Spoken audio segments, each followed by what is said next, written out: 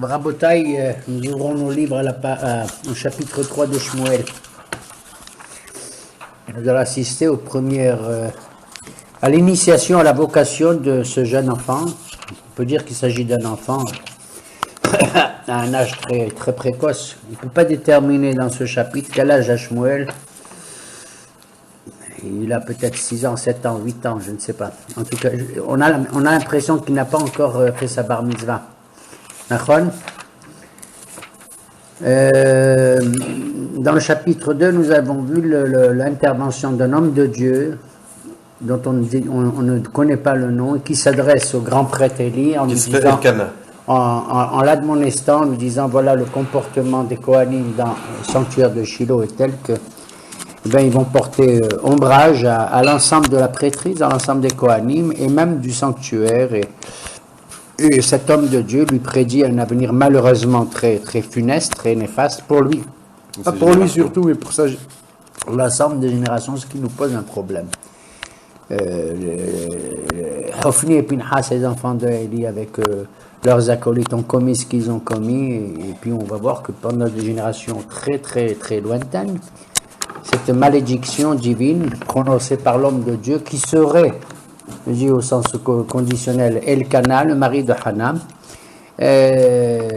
va porter ses fruits, entre guillemets, très très loin, jusqu'à qui? Jusqu'à des Tanaïm comme Abaye et Rabba. Quand les Hachamim discutent dans le Beth Midrash, vous le savez, on fait une page de Gemara, il y a partout Abaye et Rabba. L'un n'aurait vécu que jusqu'à 40 ans, Abaye, et Rabba a vécu jusqu'à 60 ans. Et encore, ceci parce que grâce à leur Torah et à leur Ma'asim Tovim. On rapporte même aussi que du temps de Rabban Hanan ben Zakkai, il y avait des prêtres, des Kohanim issus de la lignée de Eli, lequel est de la lignée de Itamar, puisque Aaron a eu, après la mort de Nadab, va eu 2 enfants, Elazar et Itamar. D'Elazar va naître Pinhas, dont on n'entend plus parler, après Shoftim. Et de Itamar descend le Kohen Gadol Eli. Et donc la lignée de Itamar va hélas faire entendre parler d'elle, toujours dans un sens assez négatif, y compris jusqu'à l'époque de Shaoul HaMelech, où 85 Kohanim dans la ville de Nob, où va résider après Shiloh, le sanctuaire de Shiloh, dans la ville de Nob, 85 Kohanim vont être littéralement massacrés. Sur l'ordre du roi Shaoul par Doeg Adomim, on verra plus tard ceci comme si cette malédiction les poursuivait longtemps. Il me semble aussi que du temps du prophète Jérémie, qui a vécu à Anatot, pas loin de Jérusalem, ici à 16 km au nord-est, comme disait mon maître, au nord-est de Jérusalem, Anatot, vous connaissez, c'est Anata.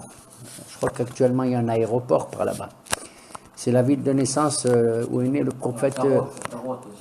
Atarot, Anatot, c'est la ville, c'est un Yishuv, oui, Anata, où est né le prophète Jérémie. Là-bas, il se faisait molester, lui, le prophète, par des Kohanim, mais ce seraient aussi des Kohanim issus de la lignée de Eli, donc de Itamar. La lignée de Itamar n'a pas joui d'une réputation très. Et on verra que la prêtrise, la Keuna, sera toujours confiée plus tard aux descendants de qui? De Elazar. Via les descendants de Pinhas, etc., Eliaou, etc. Top. Alors nous abordons donc la lecture du chapitre 3, qui met en scène tout de suite la première vocation, l'initiation du jeune Shmuel. La Kasha. משרת את אדוני לפני עלי, ודבר אדוני היה יקר בימים ההם, אין חזון נפחס. Alors déjà, on nous présente sous un beau jour, ce jeune Shmuel, contrairement à la description honteuse des enfants de Eli, dont on sait quel était le comportement en tant que prêtre et la réception qu'il rendait aux Juifs qui venaient pour faire leurs offrandes, leurs corbanotes, leurs dévotions et tout. Et là, on dit une chose sublime concernant cet enfant, c'est clair et net, il ressort. Shmuel, il servait l'Éternel. Vous voyez le comportement, c'est-à-dire quelqu'un qui sert le bon Dieu, c'est incroyable, qu'est-ce que ça veut dire? Et dans sa démarche, et dans son verbe, dans son apparence. On se rappelle que sa maman Hana lui avait fait un petit manteau, n'est-ce pas, qui justement, on l'appelle Me'il, qui est l'image même, c'est lui le grand prêtre. C'est un petit grand prêtre, je veux dire, contrairement aux autres. Mesharet, ça veut dire servir. Comme Avoda, c'est Avoda, non? Oui, Mesharet, c'est le verbe qui est employé, effectivement. Il servait l'Éternel. Il est en chéroute, vraiment. Il a une attitude de quelqu'un qui est vraiment au service de... Et c'est la fonction, c'est la vocation d'un prêtre, d'un rabbin, d'un homme qui est au service du Kahal. Avoda, ça devrait plus dire que tu reçois un srach. Donc chez vous, tu ne reçois pas de srach. Tu fais plus ou par obligation ou par amour. Mesheret et Tehav, c'est ce qui est dit au sujet des Lévi'im dans la Torah, présentant le rôle des Lévi'im. Mesheret et Tehav, il servira ses frères. Qui les frères? Les frères juifs de toutes les autres tribus. Voilà pourquoi ils n'auront pas d'héritage territorial. La tribu de Lévi va être disséminée ici ou là dans toutes les villes. Un certain nombre de villes pour justement servir l'ensemble du nord au sud, de l'est à l'ouest. C'était les enseignants, c'était les maîtres de la Torah d'Israël. Alors on voit, on insiste, mais il était déjà jeune, on sent cet enfant, il est Nahar encore. Ayam Mesharet et Hashem, à un moment où précisément il y a un trou, il y a un manque, il y a un vide, puisqu'il n'y a pas la parole de Dieu, ne se fait pas entendre. Elle ne se fait pas entendre. On a le sentiment, voyant ce petit bonhomme comme ça, tout mignon, passé comme ça, inspirer la vocation divine, la parole de Hachem, qu'il est l'antenne, il va être on sent tout de suite qu'il va être le porte-parole de Dieu, hein, malgré son jeune âge, bien que le texte le présente sous le nom de Nahar. D'accord? En général, un Nahar, c'est quoi? On l'emploie lorsqu'on dit c'est le serviteur d'un autre homme. Abraham, il est avec les deux Naharim, ces deux écuyers, ces deux assistants. C'est un assistant. Le mot Nahar, on le voit du temps de Moshe Rabbeinu. Yoshua était son Nahar. C'est vraiment un serviteur attaché. Et c'est vrai que Shmuel est attaché au service de qui? D'un homme. Qui est de Haïli. Et regardez la différence d'âge qu'il y a entre eux deux. Haïli doit avoir 90 ans. Et quel âge a Shmuel? Mais il est tout le temps aux soins du grand prêtre qui commence déjà on va le voir, à montrer quelques faiblesses. Ve'en hazon nifrat, à ce moment-là, on dit qu'est-ce qu'il servait Dieu, mais comment il servait Dieu? Servir Dieu en général aussi, ça veut dire qu'il transmettait la parole d'Hachem. Mais à ce moment-là, personne ne sait ce que ça veut dire que la parole d'Hachem en direct. Bien sûr, on sait ce que c'est que la parole d'Hachem, c'est la Torah. C'est la Torah, c'est les Nevi'im, c'est les Ketuvim. Nous, on est obligés de rechercher à travers les pages jaunies de nos bibliothèques la parole d'Hachem. Mais à l'époque, on avait le bonheur et la chance du temps de Moshe Rabbeinu et tout, et après, d'avoir en direct, allô, allô, ici à Kadosh Baruch Hu, ainsi parle l'Éternel, etc. Et à ce moment-là, il y a un vide. Il y a un vide, une absence, il y a un froid. Un froid du verbe de Akadosh Baruch Hu. Ve'en hazon nifrat. Aucune vision, aucune manifestation divine, comme si ça fait un peu froid au dos, comme si on était un peu abandonné. Enfin, ceux qui comprennent les choses. Tu comprends, à l'époque de Moshe Rabbeinu, allô Moïse, c'est moi, Hachem, c'est moi, etc. Et puis pendant 3 siècles, il y a comme ça un vide, un manque et tout, une espèce d'abandon. Et cet homme, cet enfant-là, est le seul personnage qui est mis en relief. Hein? Il cadre pas avec l'endroit où il se trouve. Et pourtant, c'est l'endroit le plus, en principe, le plus saint, le plus spirituel. Ken?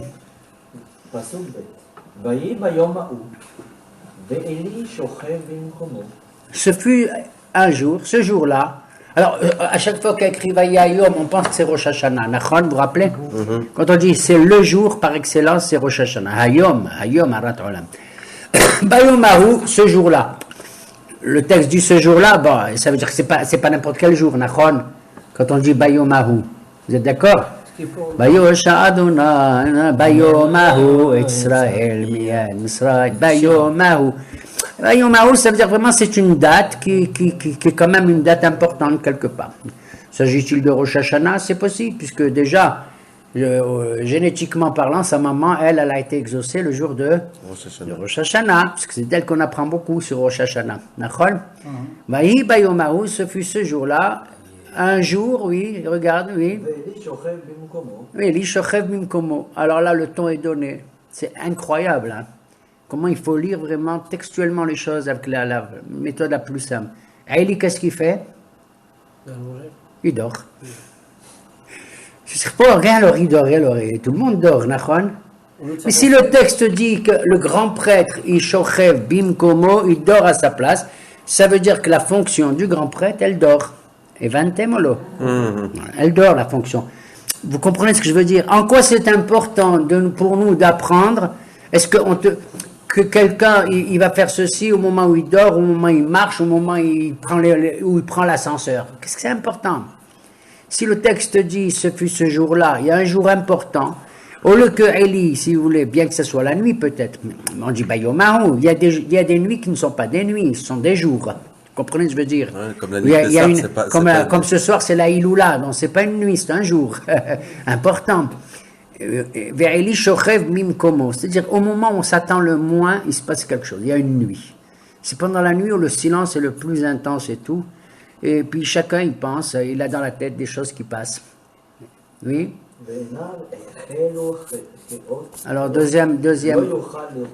Et ses yeux commençaient à faiblir, il ne pouvait plus voir. Donc on apprend qu'il voyait de moins en moins, mais là, hein, ce soir-là, ce jour-là, eh ben, il a senti que les choses allaient en faiblissant. Ici, il s'agit des yeux physiques, bien sûr. Mais concernant Élie, ça veut dire autre chose aussi. Hein, de quels yeux il s'agit? Les yeux d'un névoie. Ouais. Les yeux du roi HaKodesh, comme vous dites. Oui. Est-il seul? Il dort à son endroit, à sa place. Il a une place qui lui est attribuée. Bien entendu, un grand prêtre n'a pas le droit de dormir dans le sanctuaire, dans le Beth Amikdash. Même pas on a le droit de s'asseoir, vous le savez. Tout le service divin se fait comment? Debout. Non seulement il se fait debout, mais à pieds nus. Les Kohanim, ils n'ont pas de chaussures. Ils ont donc une attitude, etc., avec des vêtements spéciaux et tout. Et donc, personne n'avait le droit ni de s'asseoir, ni même de monter sur une bassine à l'envers, sur une échelle, sur le pied de l'autre. Un Kohen n'a pas le droit de marcher sur les pieds des autres prêtres, vous comprenez? Ça s'appelle, parce qu'il faut toucher le sol du Beth Amikdash avec ses pieds. Comme il a dit Moshe Rabbeinu, Shal na'alcha me'al raglecha. Quand il est approché du buisson, il lui a dit enlève tes chaussures de tes pieds. Nachon? Voilà. Et il ne doit pas croiser une femme également. Ouais. Il ne doit pas, je veux dire, marcher une femme qui le touche involontairement. Oui, il y a ce qu'on appelle Ezrat Nashim et Ezrat Israël. Les mesures, les précautions à prendre, quoi qu'une femme a le droit, si elle offre son sacrifice, de faire le korban, si elle le souhaite, de faire la shrita, oui, en tout cas. Oui. En général, elle n'a pas le droit, ne serait-ce que de frôler. Oui, mais même un juif, même un homme, il y a une frontière dans le Beth Amikdash qu'il ne doit pas dépasser. Oui. Il y a des zones qui sont attribuées aux femmes, des zones aux hommes, et des zones aux Lévis, et des zones aux Kohanim, etc. Donc, Eli dort à son endroit habituel, donc c'est dans la limite du sanctuaire, bien entendu. Vous vous rappelez, quand le Kohen Gadol, le jour de Kippour, 7 jours avant Kippour, il quitte sa maison pour aller dans le Beth Amikdash. Pendant 7 jours, il doit se préparer à la journée sainte du Kippour. Et là-bas, il dormait, sauf le dernier soir avant Kippour, dans une lishkat, dans une résidence adjacente au Beth Amikdash, qui s'appelle lishkat Faradain. Pendant 7 jours, et là-bas, les savants, les Kohanim et tout, lui lisaient des textes, ils lui enseignaient des choses concernant la grande journée de Kippour. Mais à l'intérieur du Beth Amikdash, c'est assourd, comme on l'a dit plus fortement. Il shochev bimkomo, oui. On pourrait croire quand on dit Shochev Bimkomo, c'est-à-dire qu'il dort à la place aussi de Shmuel, Bimkomo à sa place à lui, et donc à partir de ce moment, il y a une inversion de rôle aussi, que Shmuel il prend peut-être plus le rôle de... Bon, on va voir que Shmuel aussi dort, ici Shochev, ça ne veut pas dire qu'il dort directement, ça veut dire qu'il est allongé, mais dans le but de dormir, Oui, mais Shmuel aussi, on a fini le pasuk, Tov. Terem yichbe. Vener, pardon. Elohim terem yichbe. Vener Elohim terem yichbe. Et la lumière de Dieu avant qu'elle ne s'éteigne. De quoi s'agit-il? La menorah de toute probabilité. La menorah s'allumait en général la nuit. On l'allumait le soir avant la tombée de la nuit, après l'encens de l'après-midi, le ktoret. Et elle devait durer jusqu'au lendemain matin. Il y avait une des lumières de la menorah, des 7 lumières de la menorah, qui durait un peu plus longtemps, on l'appelle le Ner Ma'aravi. Et c'était un miracle en général. Alors, soit il s'agissait de la lumière médiane, c'est-à-dire du milieu, ou celle, la deuxième à partir de la gauche, c'est-à-dire celle qui est proche du Kodesh HaKodashim, le Saint des Saints, où il y avait le Aaron, et les tables de la loi. Donc la mitzvah essentielle de la menorah, c'était durant la nuit. Mais le Rambam, lui, pense qu'on l'allumait aussi pendant le jour, pour le jour. Mais la Mishnah là-bas nous dit, la Gemara nous dit qu'on mettait dans chaque coupole, chaque coupe de la menorah de l'huile, ça s'allumait avec de l'huile. Hatzilog, un demi-log pour pouvoir permettre son allumage pendant toute la nuit. C'est rien du tout Hatzilog, c'est comme des réveillita log. Qu'est-ce que c'est un réveillite? C'est 86.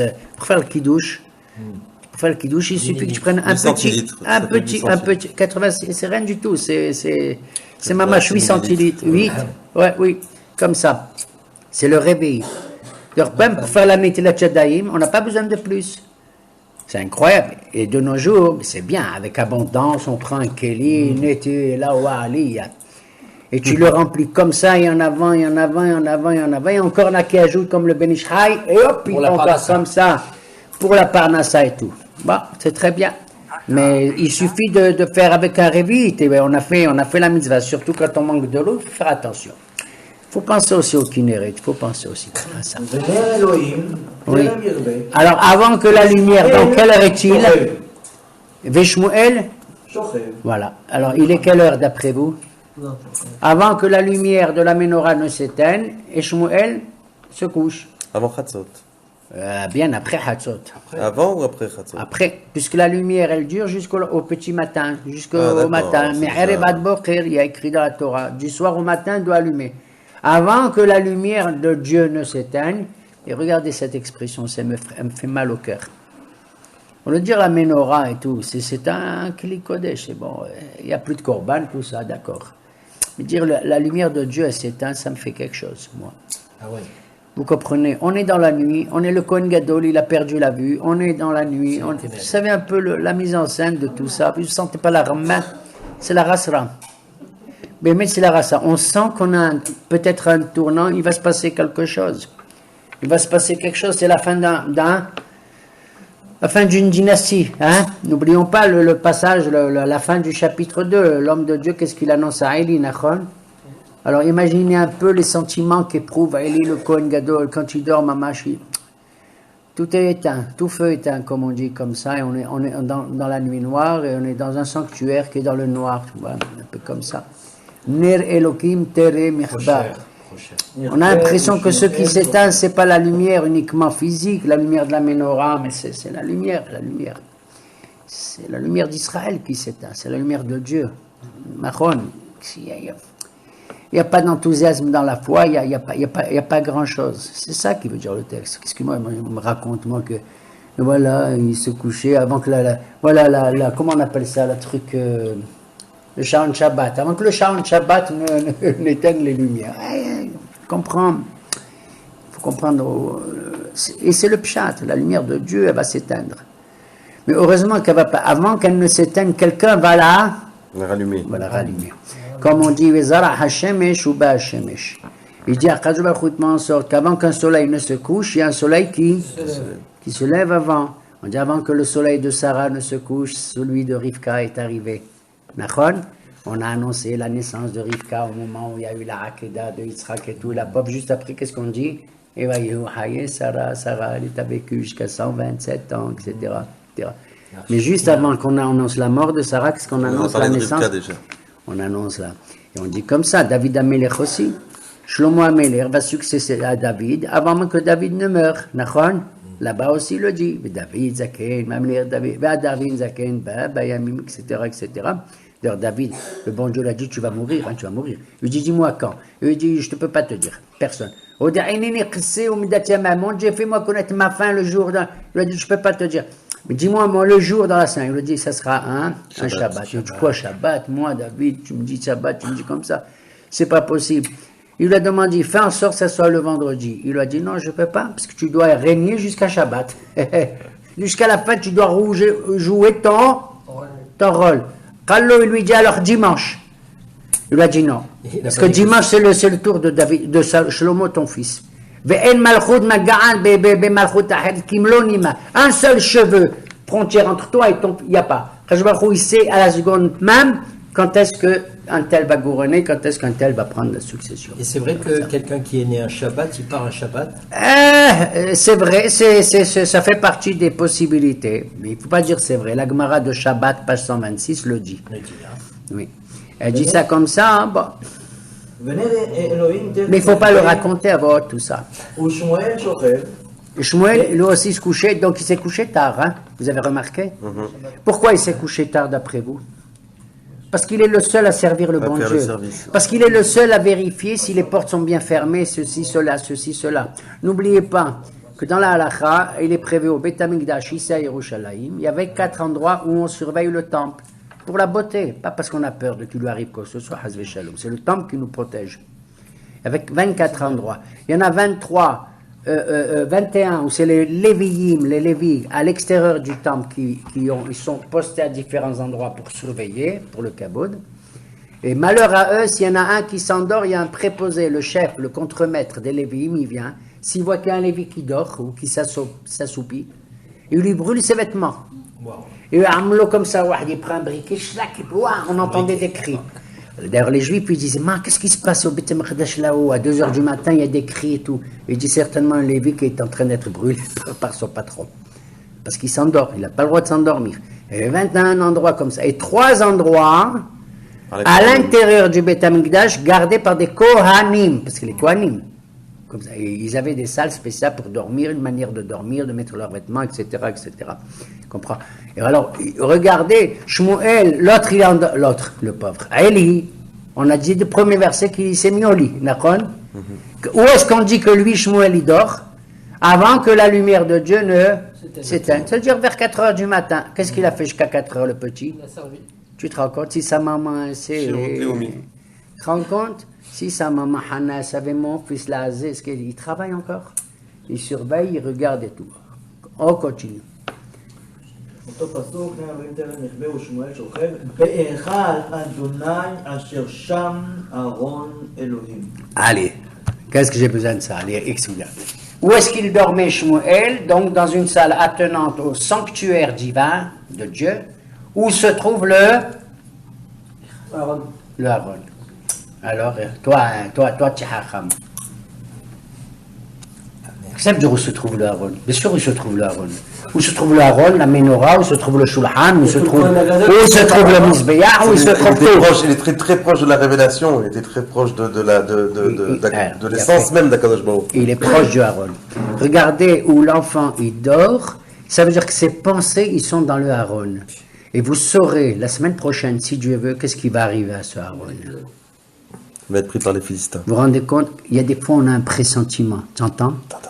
Et ici le passou qui te dit, c'est pire, Hitchcock il peut se cacher. Il peut se cacher Hitchcock. Le passou te dit que l'enfant Shmuel, il dort si tard comme ça, et il est dans le Echal où se trouve le Aaron. C'est comme si toi, metteur en scène du cinéma, tu prends ta caméra baba, et tu la mets où? Dans le Aaron. Tu comprends ce que ça veut dire? Regarde bien ce Aaron, regarde bien. Et tu verras demain, la semaine prochaine, tu vas savoir exactement ce qui va lui arriver. Et qui c'est qui est dans la tête de ce Aaron? C'est Shmuel. Vous avez compris? Le seul homme qui pense au Aaron là où il est, au lieu de dormir et de penser à je sais pas quoi, aux 1001 nuits, et à Cendrillon ou la Blanche-Neige, il pense à quoi Shmuel?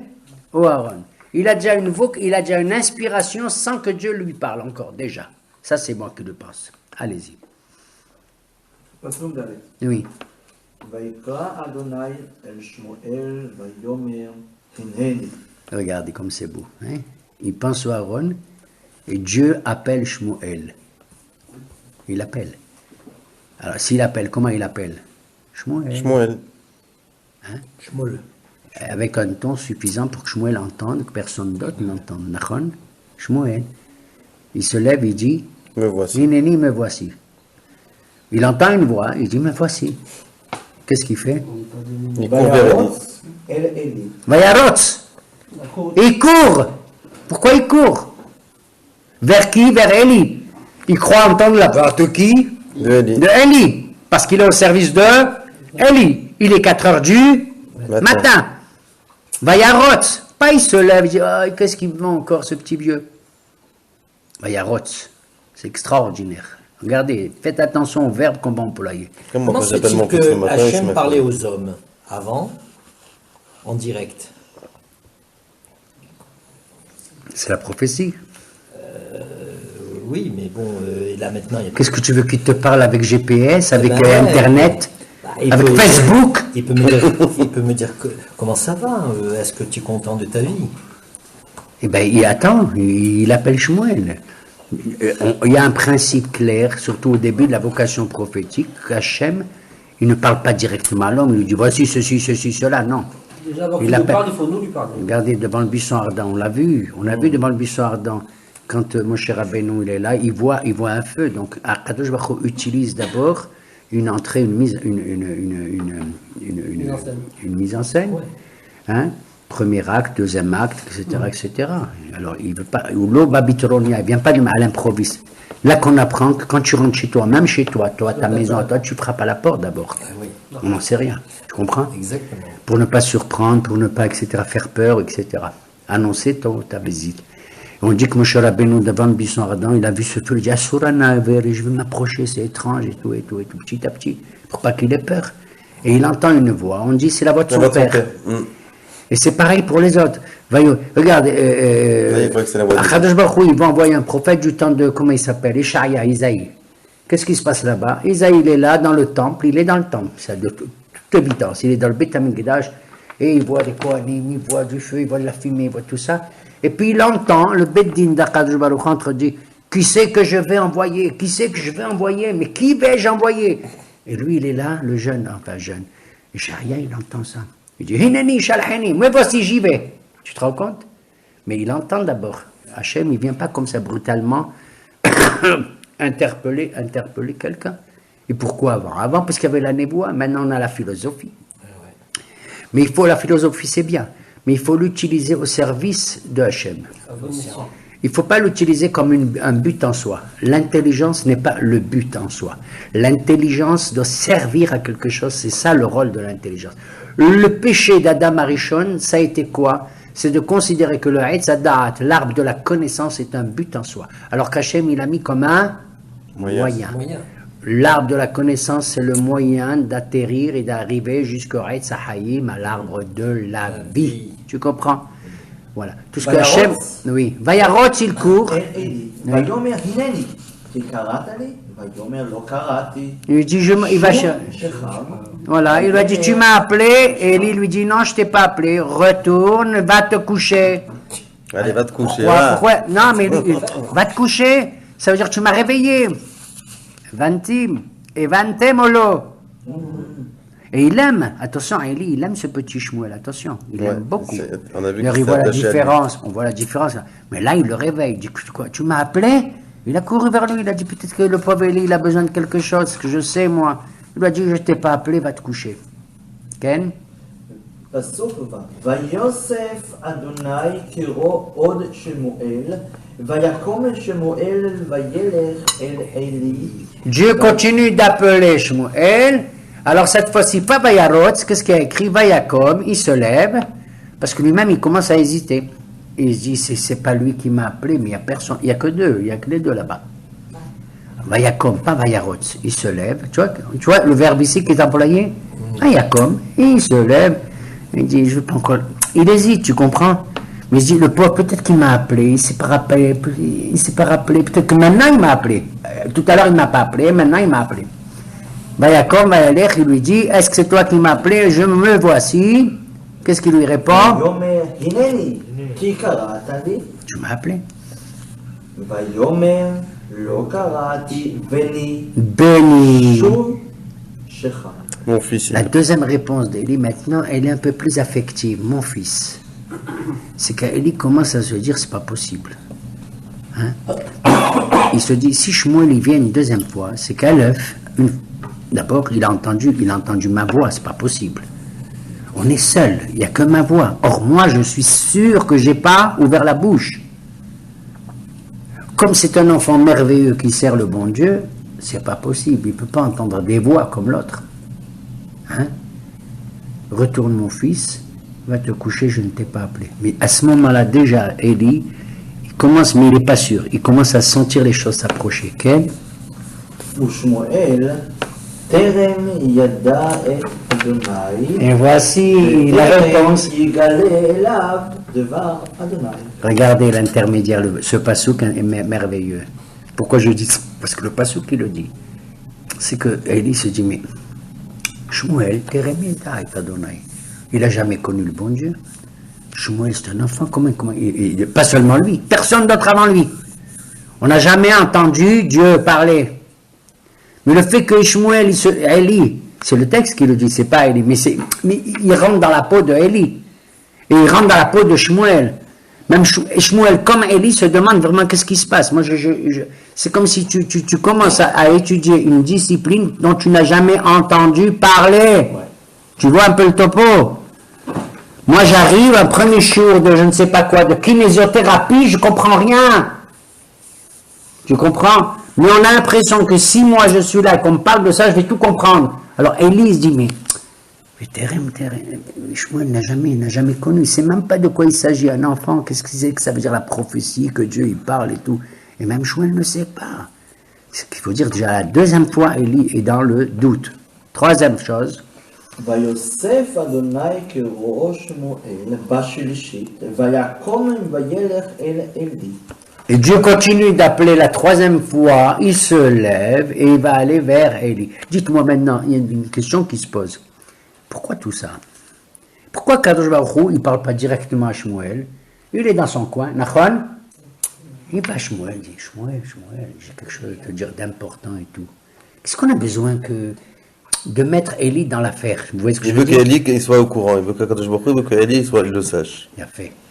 Parce que c'est un phénomène nouveau, tu comprends? Il y a maintenant quelque chose de prodigieux. Hachem va parler à Israël, hein, par le biais de cet enfant.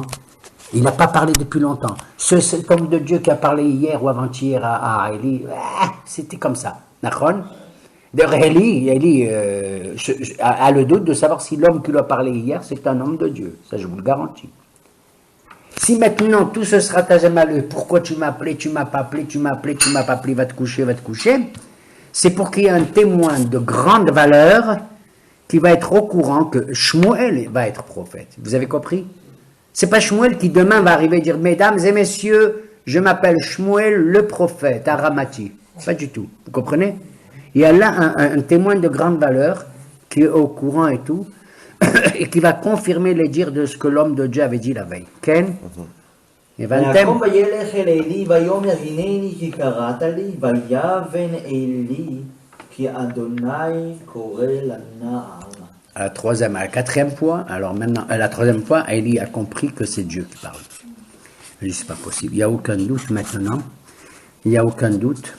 Cet enfant prodigieux, il est comme ça. Mi pirol limviyun kim yisad ta'oz, comme a dit David Ameler dans un beau pasouk.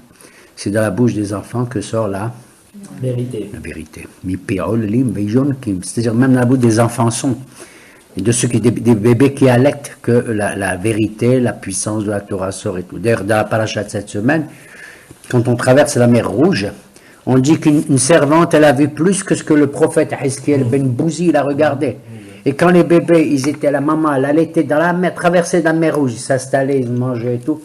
Et le bébé était là, il enlevait le sein de sa maman pour écouter le bon Dieu parler, pour voir une manifestation, la manifestation divine. C'était au niveau intrinsèque, vécu, viscéral, naturel, cette espèce de vision des choses.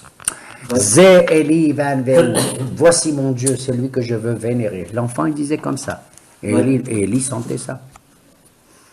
Oui. ויאמר עלי לשמואל לך שכב והיה אם יקרא אליך ואמרת דבר אדוני כי שומע עבדך וילך שמואל וישכב במקומו. Et cette fois-ci, Élie lui dit, écoute, tu vas te retourner dans ton lit. Si tu entends à nouveau cette voix, sache que c'est Hachem qui te parle. Alors tu diras, Daber Hachem, ô mon Dieu parle, ton serviteur t'écoute. Ô mon Dieu parle, ton serviteur t'écoute. Vayelech. Regardez, comment il marche maintenant Shmuel? Il a peur, il n'a pas peur. Vous vous rendez compte un peu? Quoi, le grand prêtre, il vient, il te dit, le bon Dieu va te parler? Vous savez ce que ça veut dire un peu? Vayelech. Comment Vayelech? Yohan! Comment Vayelech? Comment tu traduis? Il est allé comment? C'est pas Vayakom, c'est pas Vayarot, c'est pas... Il est monté. Il marche doucement. Vayelech, il monte doucement. Il marche doucement. Vayelech. Il est tout pensif. Il a peur, il ne va pas tout de suite. Le texte aurait dû dire, il est retourné dans sa couche. Non? Vayelech, il marche. Ouais, tu crains quand même. Tu marches pensif. D'accord? Mais il lui a dit, tu dis, parle, ô Éternel, ton serviteur t'écoute. Verset suivant. ויבוא אדוני ויתייצב ויקרא כפעם בפעם שמואל שמואל. Et l'Éternel l'a invoqué, l'a appelé comme les dernières fois, kepam bepam, c'est-à-dire avec le même ton. Mais là, nous entendons qu'il lui prononce son nom combien de fois? Deux fois. Shmuel, trac, et il y a une barre, Shmuel. Bon, maintenant ça y est, allez, on a fait toute la mise en scène. L'introduction du cinédo du théâtre, Shmuel, Vaïtyasev, il s'est tenu devant lui. Donc il y a une forme, il y a quelque chose. Hein? Vaïtyasev, qu'est-ce que ça veut dire Vaïtyasev? Hein?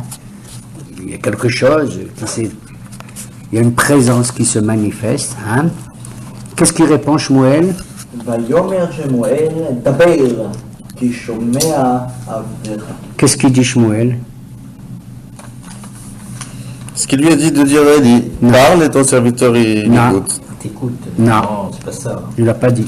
Qu'est-ce qu'il a dit Shmuel? Qu'est-ce qu'Élie lui a dit de dire? Ah, il lui a dit de dire, parle Seigneur, ton serviteur écoute. Et là, il a Parle dit, Seigneur, ton serviteur écoute. parle ô mon Dieu, ton serviteur écoute. Qu'est-ce qu'il dit Shmuel? Parle, ton serviteur écoute. Pourquoi? Il n'est pas sûr que ce soit Kadosh Baruch Hu encore? Ben, il ne va pas prononcer le nom de Dieu en vain. Regardez juste, vous avez compris? Il a peur, le petit. Comment il peut, il parle, il va prononcer le nom de Dieu? Et il lui dit, tu peux dire le nom de Dieu. Il dit, parle Hachem, ton serviteur écoute. Shmuel, comment je vais dire parle Hachem?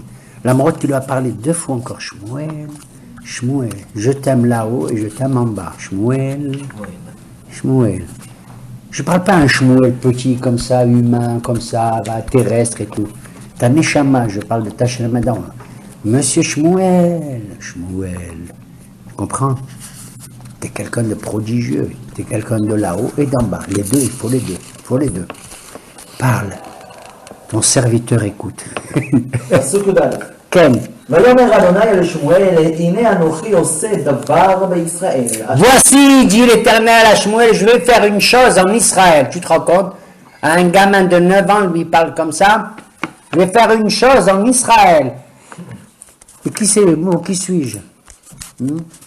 אשר כל שומעו תצילנה שתי אוזניו. Celui qui entend ce que je vais te révéler aura les deux oreilles qui vont bien tenter.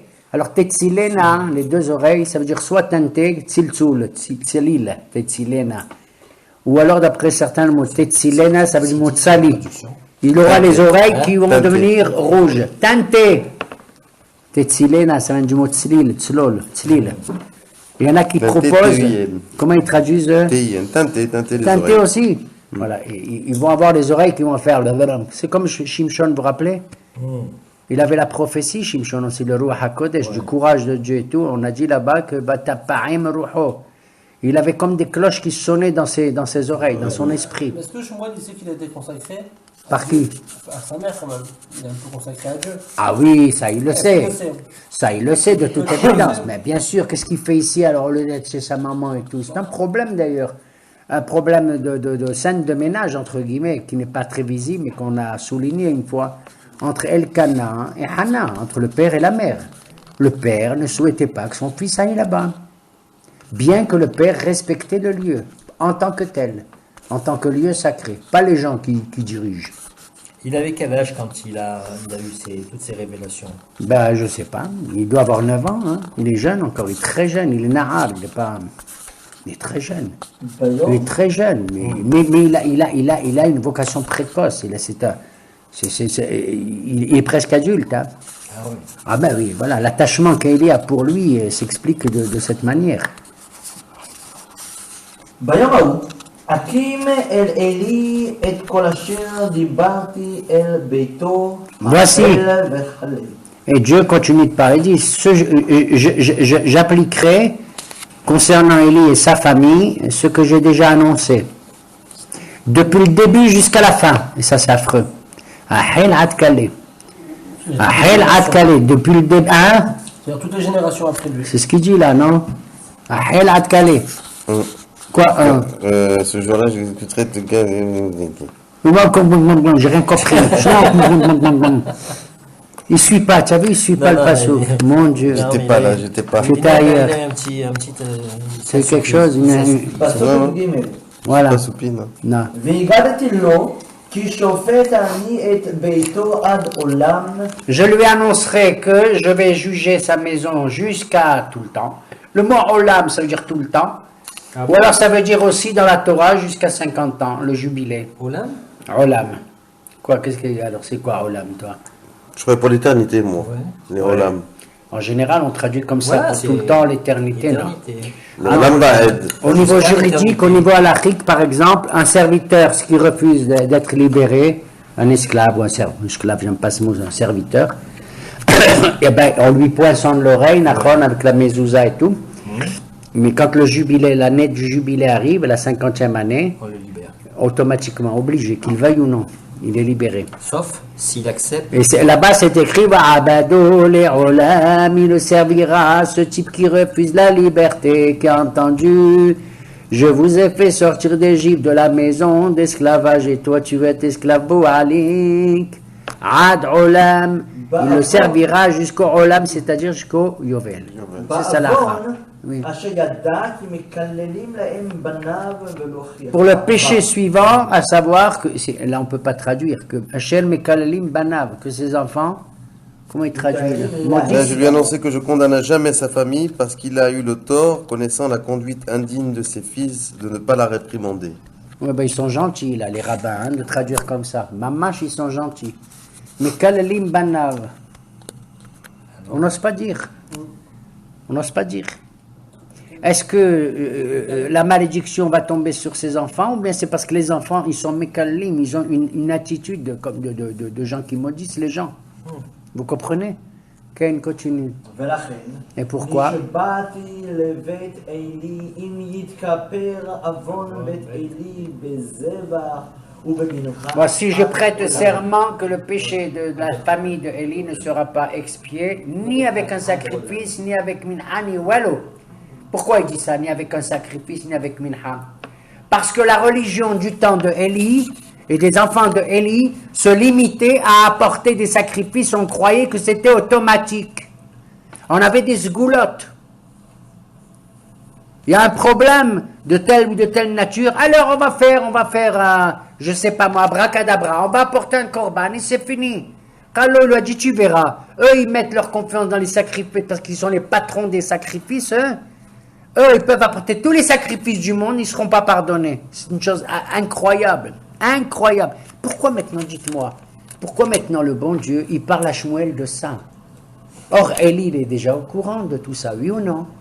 C'est pour le prévenir de rester dans le droit chemin, peut-être. Pour Le prévenir de rester dans le droit chemin. à nouveau, est-ce que, ce que je veux dire par là, la veille, ou il y a quelques jours avant, l'homme de Dieu, la semaine passée, on a vu, il a parlé à Élie, il lui a dit, tu sais, il lui a dit exactement la même chose que maintenant qu'Hachem il dit à Shmuel. Pourquoi Hachem il revient raconter la même chose à Shmuel? Parce que Shmuel va prendre place. Maintenant. Il va succéder. Il va succéder maintenant. Il va Avant, succéder c'était un maintenant. avertissement. Ouais. Là, c'était maintenant la fin de. Ben, il peut lui Nouvelle dire ère. autre chose que ça. S'il va succéder, il a qu'à lui dire, tu sais, Shmuel, désormais, je vais te nommer, tu vas faire ceci, cela. Pourquoi il lui rappelle à nouveau la sanction qu'il va infliger à Élie et sa famille? Chose que Élie, il le sait. Pour qu'il lui rapporte encore une fois à Élie. Pour Et là- que Shmuel le rapporte. Mais Voilà. Shmuel, est-ce qu'il va le rapporter? Je sais pas. Non. Il va lui rapporter, mais il ne veut pas lui rapporter Shmuel. Il a peur. Il a honte, il a peur. Parce que pour lui, Élie, c'est le grand rabbin. Et c'est vrai que c'est un grand rabbin, c'est un personnage illustre, important. Moi, il a 9 ans, il a 10 ans le petit. Il n'est pas bête, il est intelligent. Il va raconter ça, lui, ce que le bon Dieu lui dit maintenant, il va raconter à Élie, tu sais, tes enfants, tu sais tout ça. Il le sait, ça, Shmuel, les enfants, et tout ce qu'ils faisaient les autres, les enfants. Ils avaient 60 ans. Ils avaient 60 ans, les enfants de Hofni et Pinhas. À peu près. Puisqu'Élie, il a 90 ans, Nachon. Bon. Ouais. Pourquoi Hachem, il vient raconter ça à Shmuel? Maintenant, Élie, quand tu dis parle, si Dieu il t'appelle, tu dis parle, Seigneur, ton serviteur écoute. Imaginez un peu le topo. Enfin, vous dormez ou quoi? Moi, je suis le Kohen Gadol. La première fois depuis 300 ans, le bon Dieu, il parle. C'est pas à moi qu'il parle. Il parle à ce petit-là. Excuse-moi, je ne sais pas qui c'est là. Tu as compris? Ça Il venait. n'est pas petit, Dafka. J'étais là, baba. Il est grand, il est beau. Il est adorable. Il est beau. Je te jure, il est beau comme Shmuel, je te jure. Un peu, on l'entend Il dit pas un mot. Oui, il écoute. Il est venu, j'ai pas su que c'était lui. Il écoute. Alors, mais vous vous rendez compte? Vous vous rendez compte? Maintenant, Élie, il est là-bas. Et il doit se dire, est-ce qu'il parle le bon Dieu, est-ce qu'il parle? Pourquoi il parle à lui? Vous vous rendez compte un peu le topo? Nachon? Ici, c'est la consécration suprême de qui? De Shmuel, ici. Et là, maintenant, c'est intraitable, c'est comme ça. Et lui, tu vas lui dire, pourquoi lui dire? Tu vas lui dire à nouveau la même chose que j'ai entendu de l'homme de Dieu. Ça veut dire que Élie n'a pas cru du tout à ce que l'homme de Dieu va Voilà, raconter. si tu as douté de Elkanah, alors tu Maintenant, vas pas douter. quand Shmuel il va te dire ça, alors là, c'est confirmation assurée. Je te fais le tabac, je te confirme exactement. Surtout que tu as eu la preuve que c'est Dieu qui va s'acquitter. Surtout si c'est qui c'est l'homme de Dieu, si on a dit c'est Elkanah. Pourquoi Élie ne va pas tellement croire Elkanah? Pourquoi? Parce que depuis quand ce type il est prophète? Nachon. Deuxièmement, qu'est-ce qu'il va dire Élie? Il dit, ah, c'est le papa de qui? S'il me parle comme ça, c'est qu'il veut que son papa, son fils, son petit fiston, il est du piston. Ah, tu cras fiston, il a piston. T'as compris? Hein? Nachonolo? Ça veut dire le papa, il vient pour que le fils, il prenne ma place. Alors donc, Élie, il est comme ça, il est entre le... Nachon? Maintenant, Hachem, il parle à Shmuel. Continue. וישכב שמואל עד הבוקר, ויפתח את דלתות בית אדוני, ושמואל ירא מהגיל את המראה אל עלי. Alors, qu'est-ce qu'il fait Shmuel? Il a reçu, ça y est, la révélation. Qu'est-ce qu'il fait?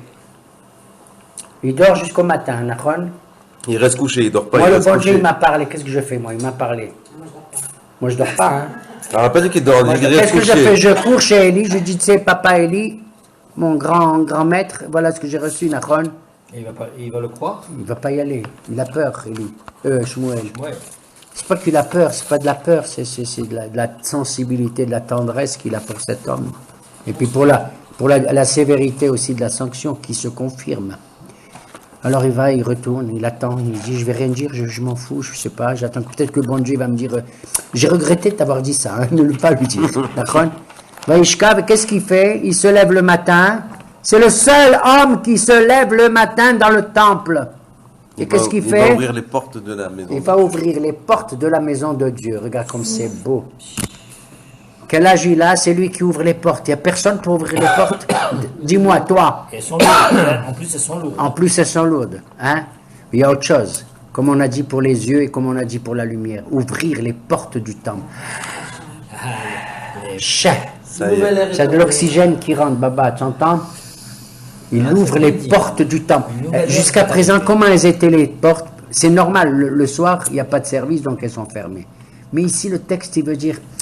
Tu comprends, même quand elles étaient ouvertes, soi-disant dans la journée, c'est comme si elles étaient fermées. Avec Shmuel maintenant, les portes vont s'ouvrir. C'est un nouveau matin, un nouveau départ. Il vient de dire. Une nouvelle page. Une nouvelle ère. Une nouvelle ère vient d'arriver. Une nouvelle ère. Continue. ויקרא עלי את שמואל, ויאמר שמואל בני. Alors il entend les portes s'ouvrir et Élie dit, mon fils, Shmuel, viens ici, l'Aziz. Vayomer, me voici. C'est beau ce Hineni, hein. On le rencontre toujours dans des moments où c'est un homme qui répond à Hachem. Vayomer Abraham, Vayomer Hineni. Hein? Moshe, Vayomer Hineni. Et quand Yaakov, Hineni. Hein? À ton service. Je laisse tout tomber. Hineni, ça veut dire je laisse tout tomber, me voici entièrement pour toi. Le Ani, il est Hiné. Il est là devant toi. Tout mon Ani est là. Tout mon Ani, Hinéni. Il arrive, oui. ויאמר, מה הדבר אשר דיבר אליך, אנא תכחד ממני? Qu'est-ce qui t'a, quelle est la chose que qu'on t'a révélée? Ne me cache rien. Il le regarde comme ça. Oui. כה יעשה לך אלוהים וכל יוסיף. Que Dieu te fasse ainsi, qu'il t'ajoute ainsi si tu me caches quoi que ce soit. Une seule parole de ce que tu as entendu. Pourquoi il lui parle comme ça? Parce qu'il sait de ce qu'il lui a dit. Vous vous rendez compte? Quoi, au lieu de dire, mon fils, tu as une révélation sur, je sais pas moi, sur Pessah, sur Shabbat, est-ce que je sais moi? Est-ce que tu as vu la Merkaba? Non, il sait, il est de quoi il C'est s'agit. déjà que c'est pas bon pour S'il lui lui. dit, ne me cache rien, ça veut dire qu'il se sent concerné. Et si tu me caches quoi que ce soit, Barminan, t'arrivera ceci et cela. Il lui parle presque avec des menaces. Et nos Hachamim, ils disent que Dieu préserve. Quand un Hacham, il dit une chose aussi sévère, même pour rien du tout, ça arrive. Et ça va arriver à Shmuel. Alors que Shmuel a été droit et honnête et tout, il va dire à Shmuel, à Eli, ce qui s'est passé. Mais on va dire ce que Shmuel, regardez l'ironie du sort, regardez maintenant, j'en tremble. Ce que dit maintenant Eli à Shmuel, Koyase Hashem et Koyosif, si tu me caches quoi que ce soit. Ce qui va arriver exactement aux enfants de Shmuel, presque, c'est pas tout à fait presque, mais presque, ce qui est arrivé aux enfants de Eli. Ça fait pas peur? On le verra plus tard. À cause de cette parole qu'il lui a adressée là maintenant. À cause de cette parole que le grand prêtre il dit à tous, si tu me caches quelque chose, que Dieu te fasse ainsi, que Dieu te... Tu sais quand est-ce qu'on dit cette phrase? Tu sais dans la bouche de qui? Tu sais qui c'est? Il y a une femme affreuse qui en prenait cette femme, c'est Isabelle, la femme de Ahab. Quand elle a dit à Eliyahu Nabi qu'il a fait l'affaire, vous vous rappelez l'histoire de Carmel? Hein? Les 400 preuves de prêtre de Baal, il les a tués, il a fait un massacre terrible, Eliyahu Nabi. Quand Ahab, lui, il n'ose pas lever la main, le petit doigt sur Eliyahu Nabi, Ahab, le roi d'Israël. Mais il a épousé une femme Goya de Tzor, tout ça là-bas. Elle a dit pareil, Koyosif Elohim, elle parlait de ses dieux à elle. Et Choya, si je prends Eliyahu, je le trucide. Comme ça, elle a dit. Quand on emploie cette phrase, c'est un juron, c'est un serment terrible. Alors, c'est le Achav descendant de Moshe? Non, tu confonds avec le Hanan, non. Ah, non. Non, Ahab, c'est pas le descendant, c'est le descendant de la tribu d'Ephraïm, Ahab. ויאמר, מה הדבר אשר דיבר אליך, אנא תכחד ממני? כה יעשה לך אלוהים וכל יוסיף אם תכחד ממני דבר מכל הדבר אשר דיבר אליך. ויגד לו שמואל אל כל הדברים, ולא כיחד ממנו, ויאמר... Et Shmuel a raconté toutes les choses, on ne répète pas, hein, sans rien occulter. ויאמר, אדוני הוא הטוב בעיניו Yahse. Réponse de Élie, après avoir entendu intégralement la révélation, qu'est-ce qu'il dit? Adonai, Atov Be'enav Yahse. J'ai rien d'autre à dire. Dieu fera ce qui est bon à ses yeux. C'est terrible cette phrase. Hein? On la retrouve un peu partout ailleurs, un tout petit peu partout ailleurs, dans d'autres circonstances. On voit qu'il est résigné quand même. Hein? Là, il est résigné. Là, on voit la pointa, c'est-à-dire qu'il n'a pas joué son rôle, Élie. Malgré tout, on est très... Il faut dire la vérité. Bon, à la fois, c'est le vieux prêtre, tout ce que tu veux, tout ça, avec le respect qu'on lui doit et tout, mais il n'a pas joué son rôle vis-à-vis de ses enfants. Vous vous rappelez? Il est là, le premier témoin de toutes les exactions et tout et tout. On ne peut pas dire qu'il est aux premières loges, Cohen Eli. Il dit, c'est terrible ce que j'entends, on m'a raconté que, on me dit que. Qu'est-ce que ça veut dire on me dit que, on m'a raconté que? Tu es le ministre de l'information, tu racontes, on m'a dit que, on m'a dit que. C'est au ministre de l'information que tu vas raconter quelles sont les nouvelles, toi. C'est au ministre de la Défense que tu vas dire qu'est-ce qui se passe au front. C'est au grand prêtre que tu vas dire qu'est-ce qui se passe dans le temple. Continue. L'Éternel, ce qui est bon à ses yeux, il le fera.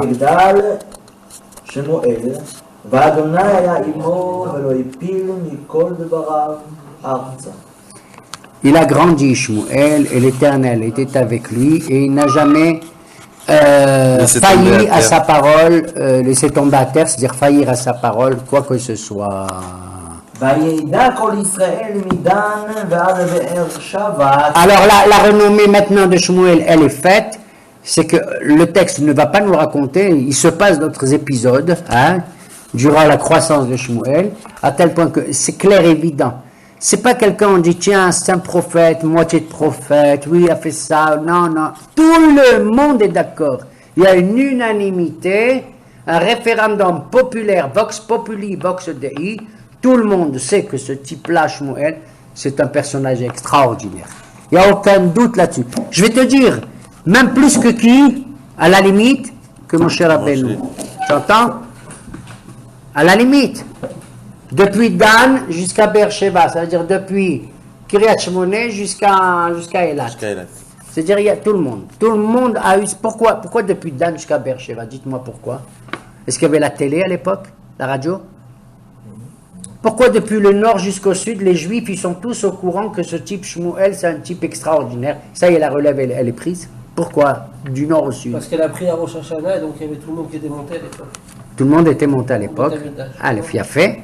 Autre chose, autre réponse, vous ne la devinez pas parce que c'est dans la suite des textes, parce que c'est Shmuel qui va du nord au sud. C'est pas un bonhomme qui reste dans son bureau, dans sa tour d'ivoire et qui attend que les gens ils arrivent. C'est pas un sédentaire. Vous avez compris? Il allait quitter Tétéraglav, il allait de ville en ville, de village en village, apporter la parole d'Hachem. Et jamais il restait, il revenait toujours chez lui, Tchouvato Aramata. Vous comprenez? Il n'était pas un poids. Il n'était pas une charge ni économique, ni quoi que ce soit pour les gens. C'était Shmuel. Voilà pourquoi que de Dan à Beersheba il était connu.